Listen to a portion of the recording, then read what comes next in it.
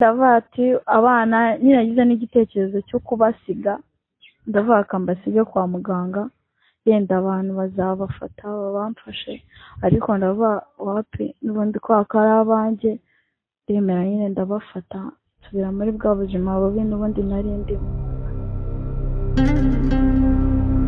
ntawe uhitamo aho kuvukira, nta n'uhitamo aho gukurira. Ntekereza ko byose Imana ibikora kubw'impamvu. Ushobora kuba waravukiye ahantu hitwa habi, ugasanga nyuma niho ubaye uw'ingenzi mu muryango wawe. Aline yafashwe ku ngufu ataruzuza imyaka y'ubukure, bamwambura ubusugi bahita banamutera inda. Ivuka ari abana babiri b'impanga. Kuriya nyine umuntu ahura n'undi bakaba inshuti bisanzwe iminsi mike, noneho njya kumusura nyine ahita amfata ku ngufu.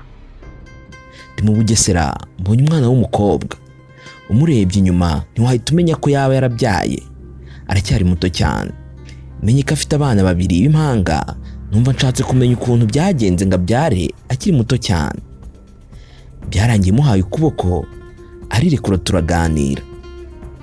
Nyine naje kubyara, baje kuntera inda afite imyaka 18, byara abana babiri b'impanga, nyine mpita mva mu ishuri, ubuzima nyine bukomeza kubaho nabi.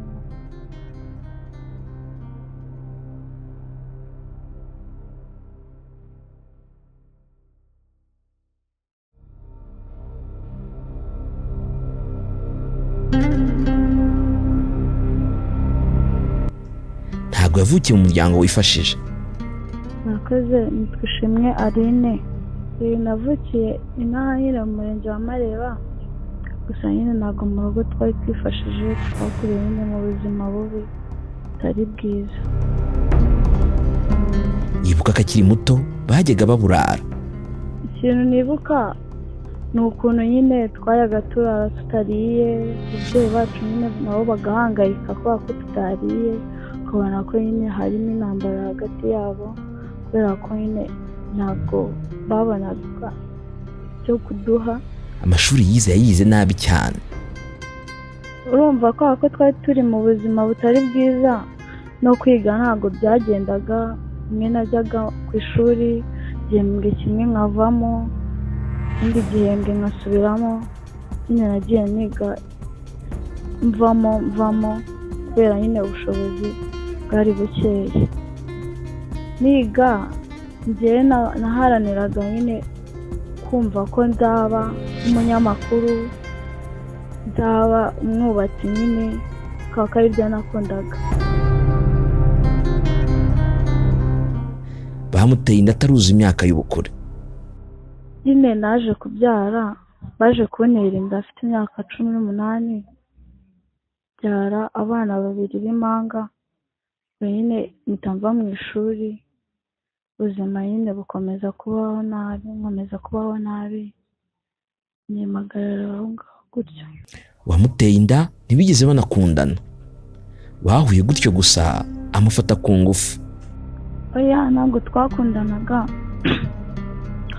Kuriya nyine umuntu ahura n'undi bakaba inshuti bisanzwe iminsi mike, noneho njya kumusura nyine ahita amfata ku ngufu. Maze kumubwira nyine ko nwite, yanga kubyemera, naranterera nakuzana none.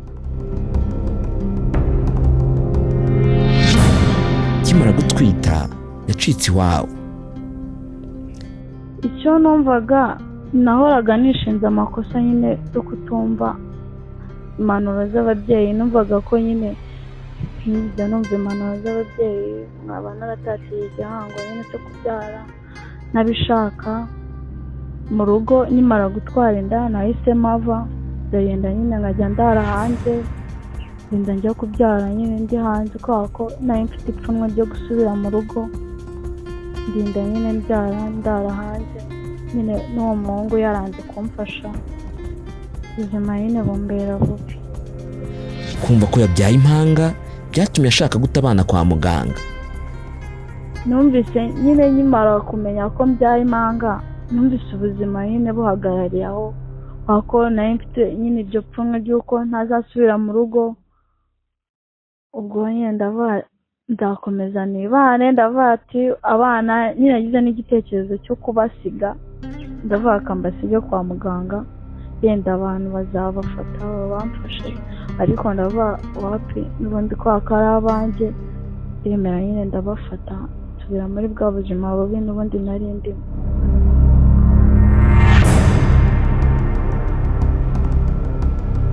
Maze kubyara ko nyine ababyeyi bagira impuhwe, naragiye nkodesha ahantu nako ni ugucumbika, ndagenda ndahaba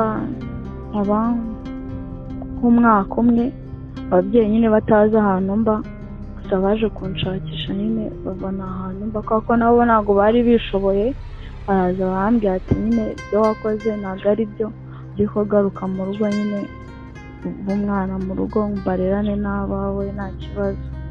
Ubwo nyine ubuzima butari bwiza bugenda nyine bugira gake gake, ako ndi kumwe n'ababyeyi bo nta kibazo. Yamaze umwaka nta muntu n'umwe uza haba. Abana banjye mba numva nyine ko ntigeze ngira amahirwe yo kwiga, mba numva nyine baziga bagakura nyine nabo bakagira ikintu bitezaho imbere mu byo ntabashije kubaha nyine nk'umubyeyi cyangwa papa wabo, ibyo atigeze abaha nyine bakabyishakira. Yifuriza abana be ibyiza byose atigeze abona. Icyo ntekereza, ntabwo numva nyine njyewe ntabwo mba numva ko abana banjye batarakura, mba numva nta kintu cyo gukora naba wenda, ariko nyibonye nagikora nyine kugira ngo abana banjye nabo mbashe kubarera neza.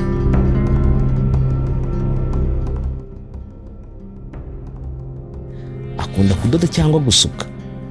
Nko kudoda, baye nk'imashini yo kudoda imyenda nabikora. Nabishobora, ndabizi, cyangwa nyine gusuka nabyo njya mbigerageza.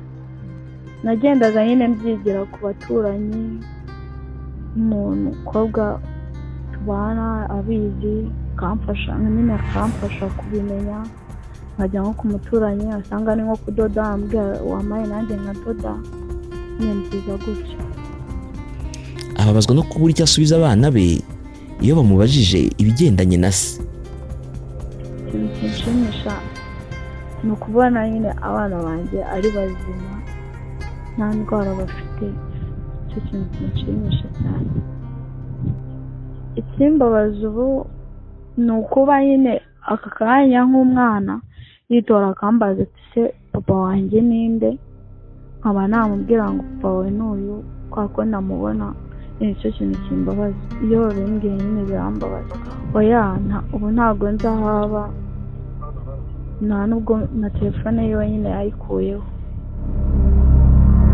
Yakuye abana mu ishuri kubera kubura amafaranga y'ishuri. Ubuzima tubayemo ntabwo ari bwiza, ariko nta nubwo ari bubi cyane, kubera ko nawe urabibona izuba ryaravuye, nta cyo kurya umuntu nyine abona. Abana nayo narabajyanye ku ishuri, abakuyeho kubera ko nyine nta bikoresho byabo baba bari kunsaba, mbona nta kazi, nyine ubuzima ni bubi. Kumutera inkunga yo kugura nk'imashini yo kudoda byaba ari umugisha ku bana be. Icyo nababwira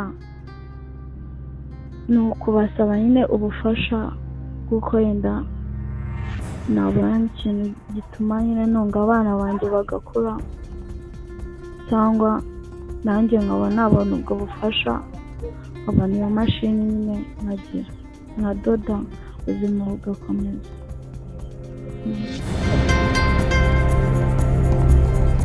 Nyuma y'iki kiganiro Next Hope TV yamuhaye ukuboko kugira ngo agurire wenda abana igikoma. Nawe ufite umutima ukunda wamuha ukuboko, si waba ubigiriye, ahubwo waba ubigiriye abo baziranenge batahisemo kuvukira aho bavukiye.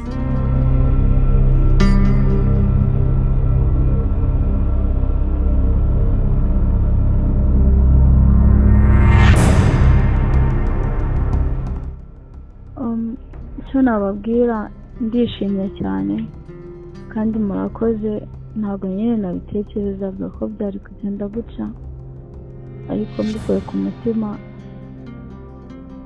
ndabashimiye cyane.